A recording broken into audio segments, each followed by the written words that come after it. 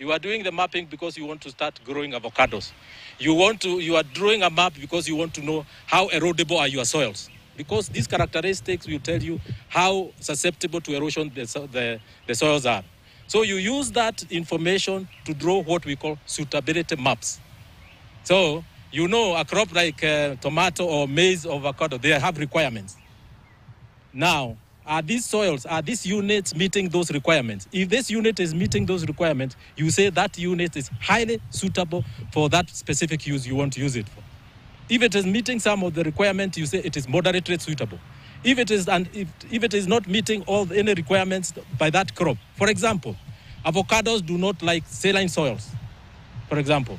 So if your soils were saline, and saline means, if the soils were saline, saline means the electrical conductivity was very high.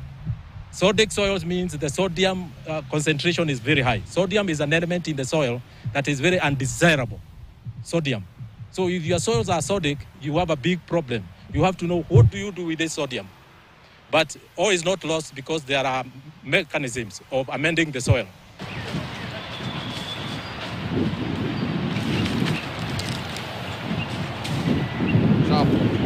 For the farmers, it means that now with the scientists that do the soil testing, we can do many more samples. You'll be able to actually meet the needs of a wider clientele in Kenya.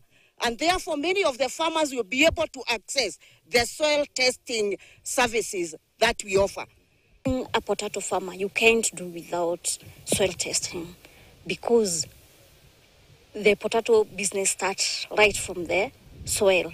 So if you don't know your soil, you don't know you won't get anything from your farm. You just be frustrated.